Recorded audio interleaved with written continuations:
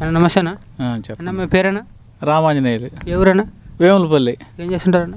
వ్యవసాయం. లేదన్నా, ప్రధానంగా చూసుకుంటే ఇప్పుడు వచ్చేసరికి తుఫాన్ వచ్చింది. సంబంధించినంత వరకు రైతుల్ని ఎవరైనా పట్టించుకున్నారా? రైతుల పరిస్థితి ఎలా ఉంది?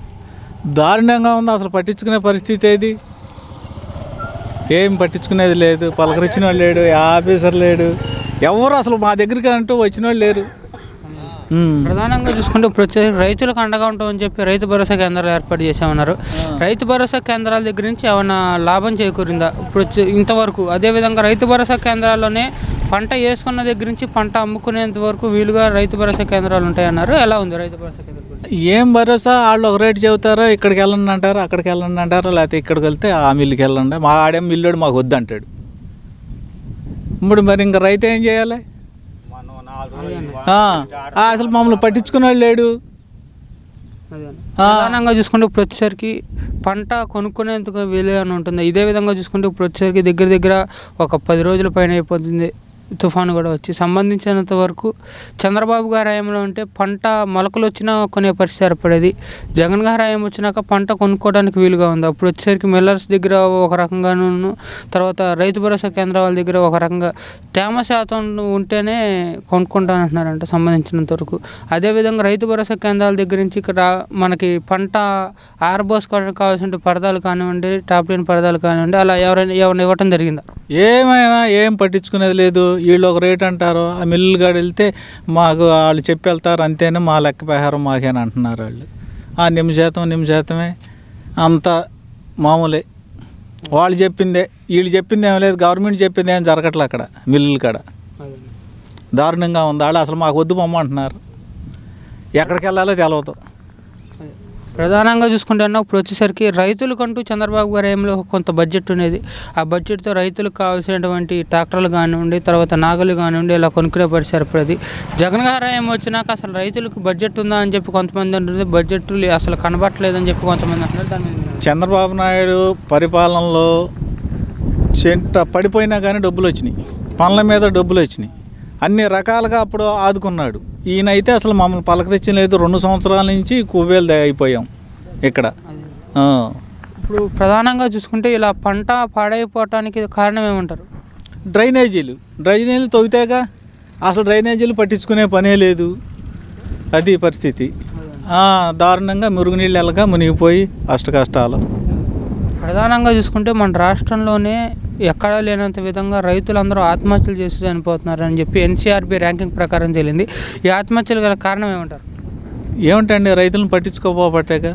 వాడికి అన్ని రకాలుగా నష్టమే కదా. వ్యవసాయంలో నష్టం వస్తుంది, కొనుగోలులో కానీ అన్ని రకాలుగా నష్టమే. ఇంకా ఇంకా మిగిలింది ఏముంది? చచ్చిపోవాల్సిందే. అదేవిధంగా చూసుకుంటే ఇప్పుడు వచ్చేసరికి ప్రధానంగా చంద్రబాబు గారి హయాంలో రైతులకి 3వ పంటకు కూడా నీళ్ళు అందే విధంగా పోలవరం ప్రాజెక్టును స్థాపించడం జరిగింది, స్టార్ట్ చేశారు. అదేవిధంగా 72% పైగా పోలవరం ప్రాజెక్టు చంద్రబాబు గారి హయాంలో కంప్లీట్ అయిపోతే ఉన్న 30%లో 3% కూడా కంప్లీట్ చేయని పరిస్థితి. ఇదే పోలవరం ప్రాజెక్టు లేట్ అవుతుందని చెప్పి పట్టిసీమ నుంచి తీసుకొచ్చారు. పట్టిసీమ నుంచి కూడా నీళ్ళు ఇవ్వని పరిస్థితి ఏర్పడుతుంది. ఇప్పుడు ఇదే పోలవరం ప్రాజెక్టు కింద 2 ఇరిగేషన్ మినిస్టర్లు పనిచేశారన్న. ఒకళ్ళు వచ్చేసరికి అనిల్ కుమార్ యాదవ్ గారు, ఒకళ్ళు వచ్చేసరికి అంబటి రాంబాబు గారు. అసలు పోలవరం గురించి పట్టించుకోవట్లేదు. దాని మీద మీరేమంటారు? వాళ్ళు ఏం పట్టించుకోరండి. వాళ్ళ పరిపాలనలో కావాల్సిందల్లా అప్పులు తీసుకొస్తామనో ఈ డబ్బులు ఇవ్వటమే కానీ జనానికి పని చేయమని కానీ ఇంకోటి కానీ లేదు. ఇయ్యడే లేదు, నీళ్ళు లేవు అసలు ఇక్కడ. నెరలు కొట్టేసేసి నీళ్ళు లేవు. మరి పట్టిసీమ మరి వదిలే పరిస్థితి ఈయన దగ్గర లేదు. దాన్ని ఏమో మూలన పెట్టేశాడు. అది కట్టడం, ఈ నీళ్ళు రావు.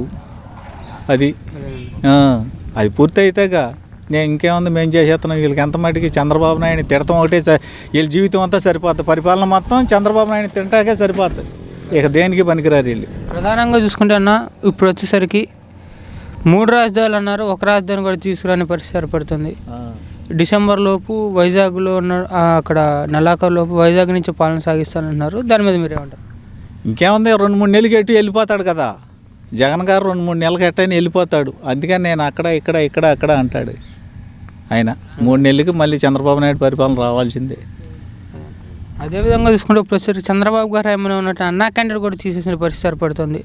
దాని మీద మీరేమంటారు? అయినా భేదాబిక్కి ఎంతమంది తినేవాళ్ళు అండి. నోటికాడ అన్నం తీసేసాడు, అన్నీ తీసేసాడు. దానికి ఏముంది చెప్పు. తను పేరైనా పెట్టుకోవచ్చు కదా, ఆ క్యాంటీన్ల మీద ఈయన పేరు వేసుకుని అయినా జనానికి ఆ భోజనం పెట్టచ్చు, అది కూడా తీసేసాడు కదా. ప్రధానంగా చూసుకుంటే ఇప్పుడు వచ్చేసరికి నాడు నేడు కింద ప్రతి ఒక్క స్కూల్ని బాగు చేస్తున్నారు. సంబంధించినంత వరకు మీ గ్రామాల్లో నాడు నేడు కింద స్కూల్లో ఏమైనా బాగు చేయడం జరిగిందా? దాని మీద మీరేమంటారు?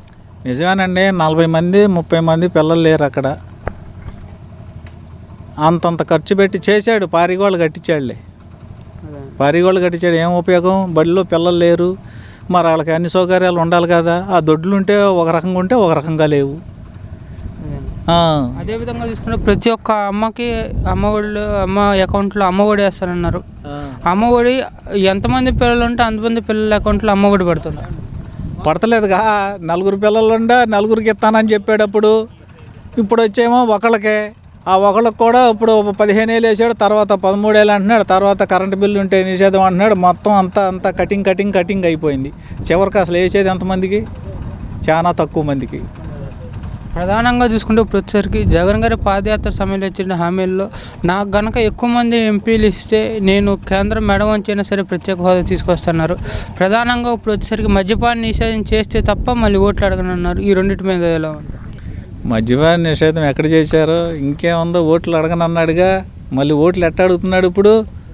డబల్ చేశాడు. 60-70 రూపాయలకి వచ్చేదాన్ని 150 చేశాడు, 200 చేశాడు. ఈ కూలి డబ్బులన్నీ దానికే సరిపోతున్నాయి. ఇంకా బతికేదట చిన్న మధ్యతరగతి వాళ్ళు. ప్రధానంగా చూసుకుంటే ఇప్పుడు వచ్చేసరికి మన రాష్ట్రంలో ఉన్నటువంటి ఎమ్మెల్యేలు కానివ్వండి, మంత్రులు కానివ్వండి ఎలా పనిచేస్తారని మీ అభిప్రాయం? ఎలా పనిచేస్తున్నారంటే బాగానందరూ వాళ్ళ వరకు వాళ్ళు చూసుకుంటున్నారు. ఈ రోడ్లు కానీ ఇంకొకటి కానీ వాళ్ళు చేసేది ఏమీ లేదు వాళ్ళ పరిపాలన. నిరుద్యోగుల పరిస్థితి ఎలా ఉందంటారు? చంద్రబాబు గారి హయాంలో అయితే నిరుద్యోగులకి నిరుద్యోగ భృతి అని చెప్పి 2000 రూపాయలు ఇచ్చేవాళ్ళు. జగన్ గారి హయాం వచ్చినాక ప్రతి ఏటా జాబ్ కరెంట్ ఓపెన్ చేస్తానన్నారు. డిఎస్ఏ కాదు, మెగా డిఎస్ఏ ఇస్తున్నారు. అసలు నిరుద్యోగుల పరిస్థితి ఎలా ఉంది ఇప్పుడు? నాకు 2 అబ్బాయిలు ఉండారు, ఎంసీఏ ఎంటెక్ చేసి ఉండారు. ఇప్పుడు 4 సంవత్సరాలైనా ఏదీ లేదు, తీసి వాళ్ళు నానా బాధలు పడుతున్నారు. ఇంకే వాళ్ళకి నిరుద్యోగ భృతి లేదు, ఈ జాబ్ క్యాలెండర్ లేదు.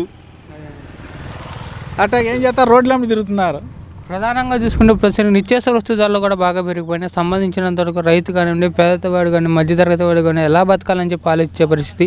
ఉప్పు నుంచి పప్పు వరకు, కరెంటు నుంచి పెట్రోల్ వరకు అన్నీ పెరిగిపోయినాయి. దాని మీద మీరేమంటారు?